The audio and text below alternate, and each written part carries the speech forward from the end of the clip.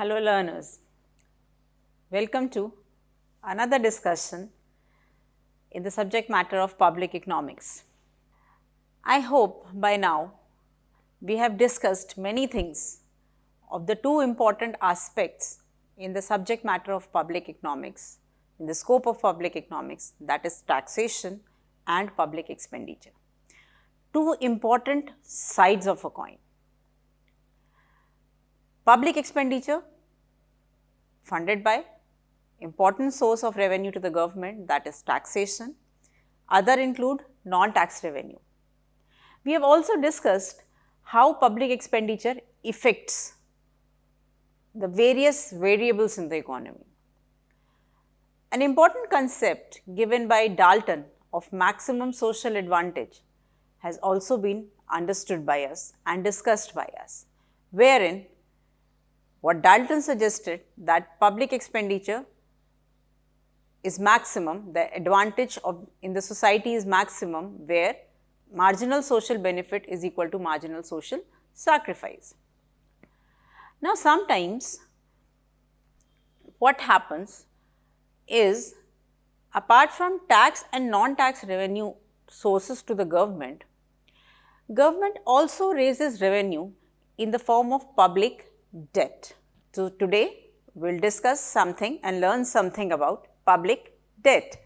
Few important things of public debt, which would include basic meaning of public debt, what can be the probable objectives of raising debt, how the different types of debt that are taken by the government can be redeemed, can be paid back, what techniques can be used, how public debt helps in economic growth, as well as what principles should be kept in mind while deriving at a policy, while reaching at a policy to have public debt.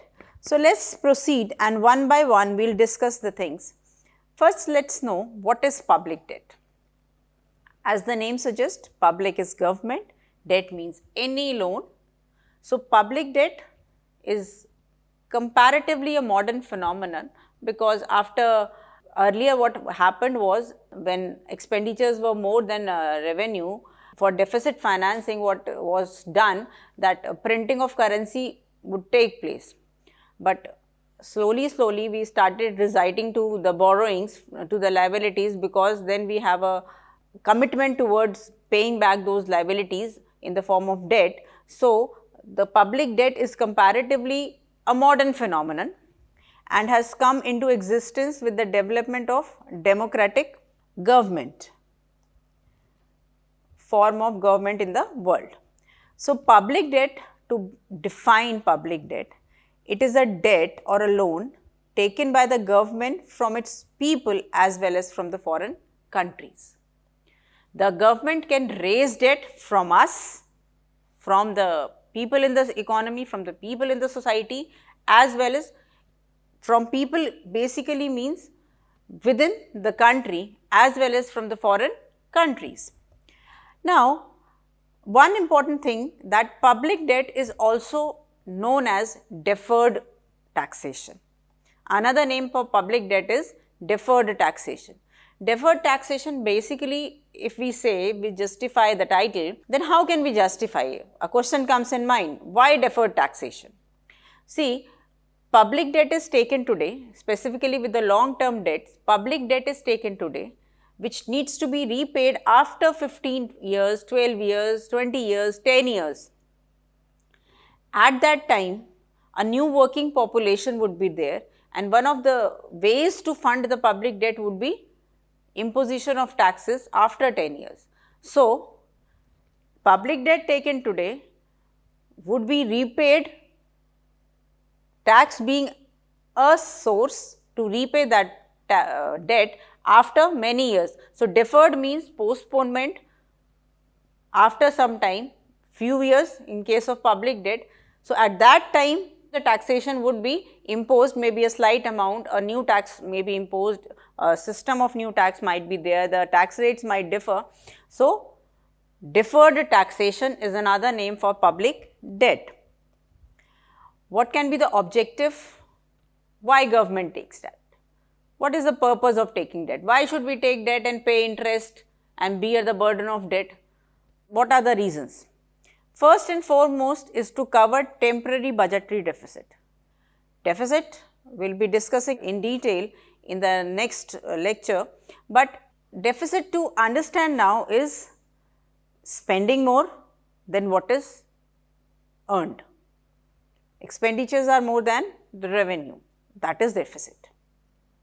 So, to cover the deficit, one of the ways is raising public debt. So, temporary to cover the deficit can be one reason. Second is the wartime expenditure. A sudden situation appears, revenue is required, resources are required. To meet this crisis, the wartime situation, government can take public debt. That becomes one of the purpose of the government to raise debt. To remedy depression, if the economy, see we have phases of business cycle. Byrne and Mitchell were the first who discussed, among the first few who discussed the business cycle. In business cycle, there are various phases, phases in the form of boom, phases in the form of recession, in depression and recovery. These all phases are characterized by different movement of variables. Howsoever, when we talk of depression, depression is a phase where there is lack of income, pessimism is there, no capital investment is there, people are not ready to invest, they are not saving, they do not want to consume, the supply of goods and services is not there. So, a phase, unemployment, party is there. So, what happens? A phase where these all economic variables are showing a downward trend rather than a very down, a pessimistic trend is there. So, at that moment of time, public debt maybe from the foreign country helps to raise investment slowly when the government pumps up the invest in the economy for the revival of demands in the economy, for the revival of variables. Public expenditure serves as a tool. Any kind of developmental projects, to finance any developmental project, the government can recite on debts. For social services, basically these are the part of expenditures only for social services in the form of education, in the form of security services, giving insurance, these all include social services. Debt can be taken. To curb inflation also, debt can be taken.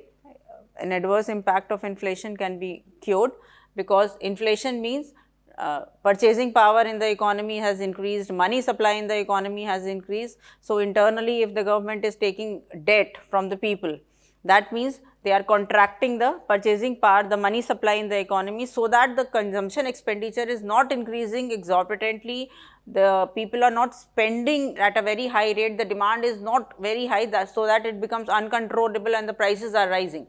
So, to curb inflation also public debt can be raised to take away the purchasing power from the individuals.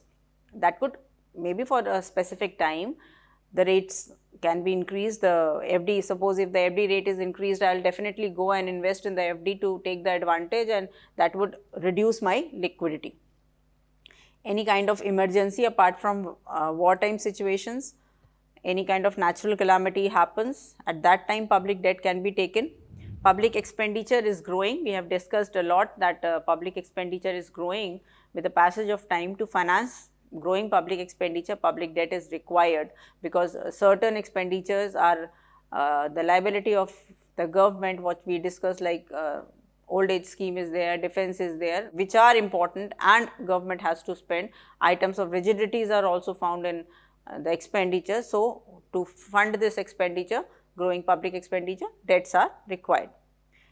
To finance public enterprises, PSUs, for PSUs also the government requires public expenditure for investment purposes. So, this becomes few objectives to why public expenditure is raised.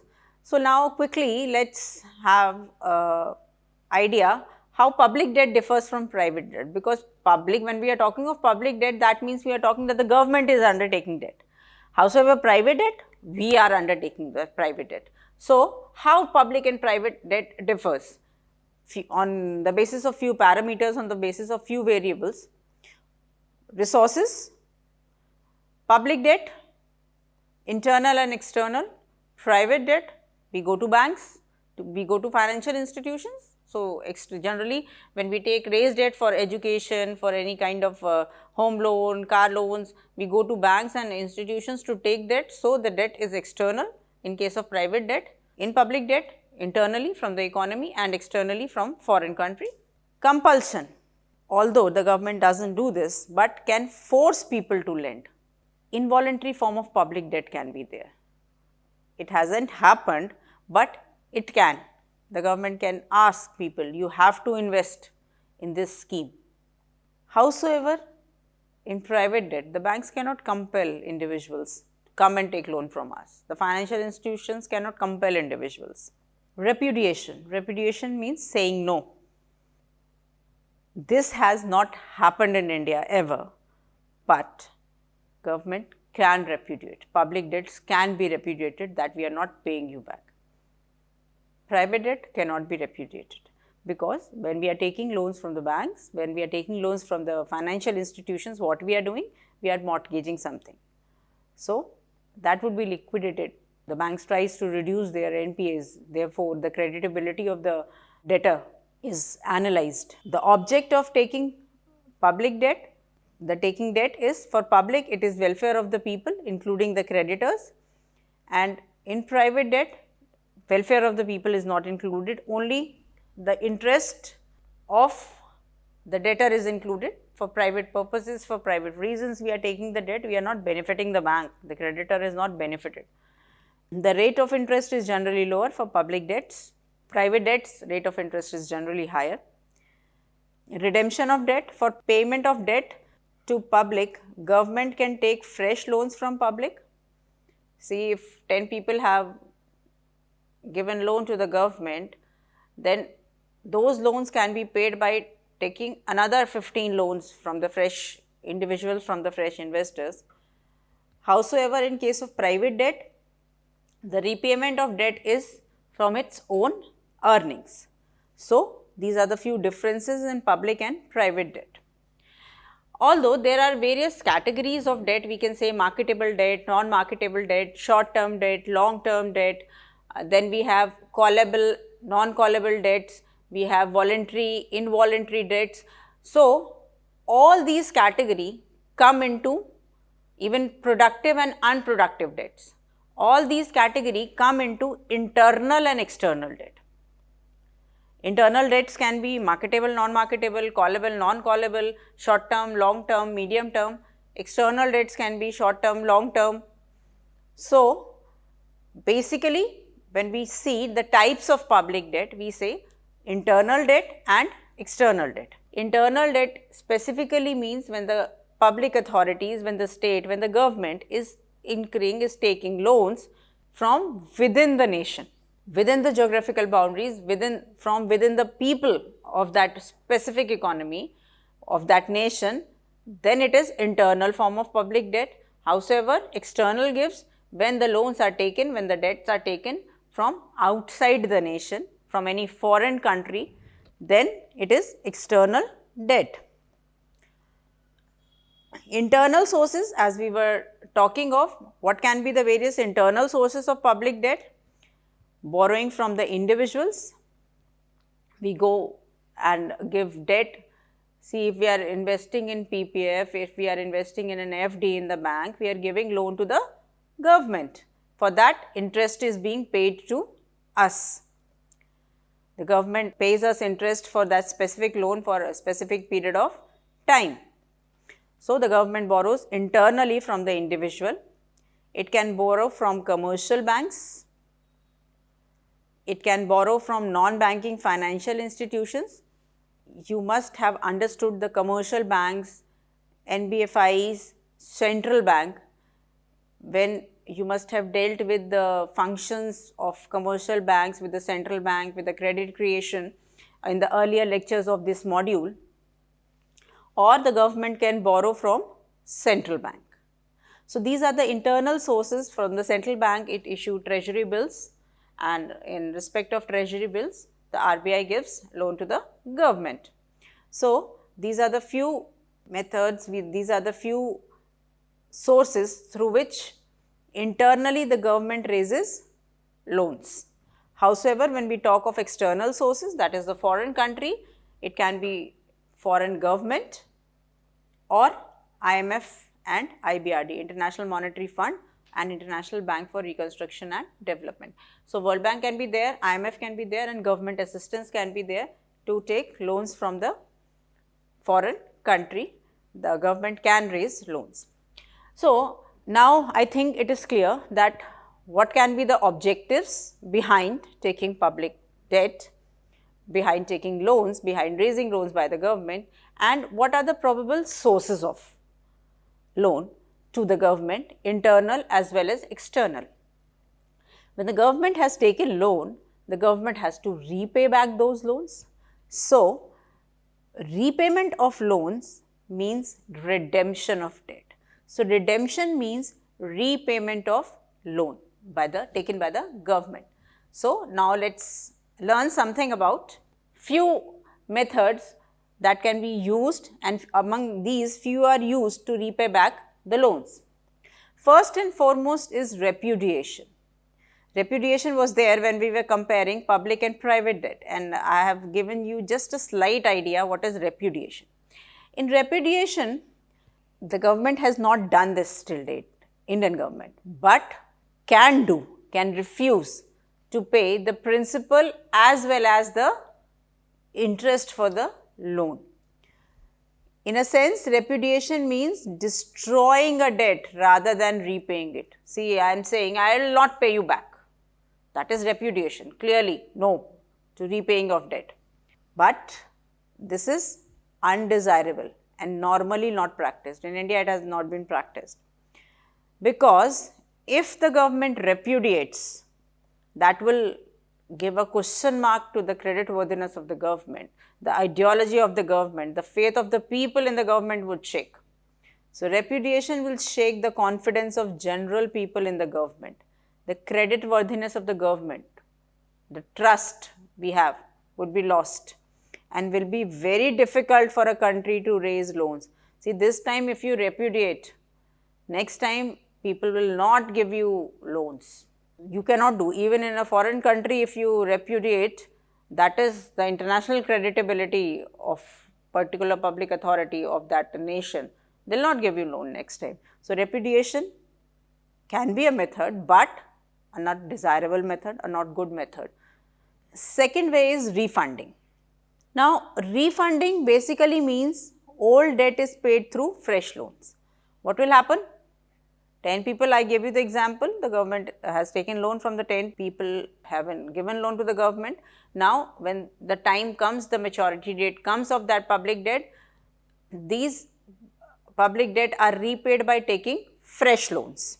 So, that is refunding. When the old bond matures, the government issues new bonds to the bondholders under the same terms. One way is taking fresh loans. Fresh loans in the sense is from new people or those 10 people who have given loan to the government, they are again given loan with the same terms, with the same rate of interest, that is refunding. Annual repayment is also one way. When debt is paid in equal installments, quite a good way to pay, which includes both interest and principal amount. Annually, the amount is being paid. Under this, a part of the debt is repaid every year. Therefore, the other name of annual repayment is terminal annuity.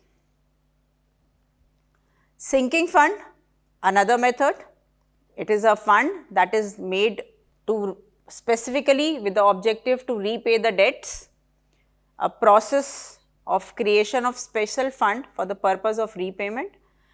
The income of this fund is to provide out general government revenues, and it is a systematic method. Every time there will be an allocation, every annually the certain amount will go into sinking fund, and from sinking fund only that fund the amount of debt would be repaid. Only the name is given as sinking fund. Conversion is another method for debt repayment. See, in earlier we have discussed refunding and conversion.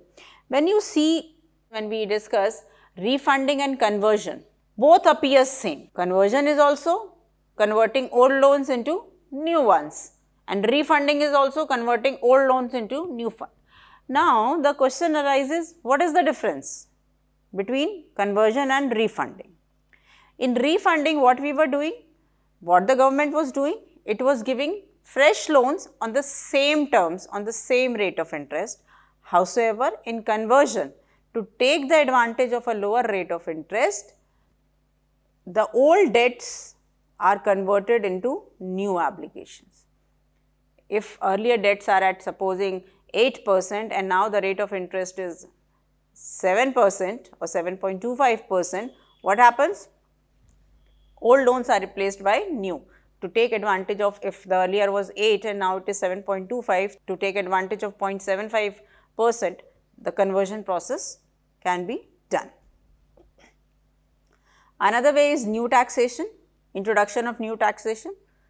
Raise the revenue, repay the debt, can help raise the revenue of the government, and through this increase debt can be paid off. Therefore, I was talking that public debts are also known as deferred taxation. Another method of debt redemption was given by the economist who supported Adam Smith was there, Ricardo and his followers, J.S. Mill, these all supported the capitalist economy. However, they gave this method of capital levy. This is an extraordinary method that is used generally during the wartime when the debt gets accumulated.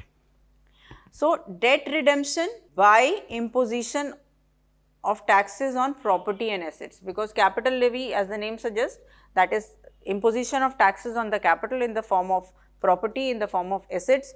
So, the capital levy is specifically for those who are the wealth holders, who are the businessmen, who are the speculators. This method is specifically undertaken at the time of war situation. So, taxes are imposed, capital levy is a kind of tax that is imposed on the assets, on the properties of the owners whose value appreciate in the war.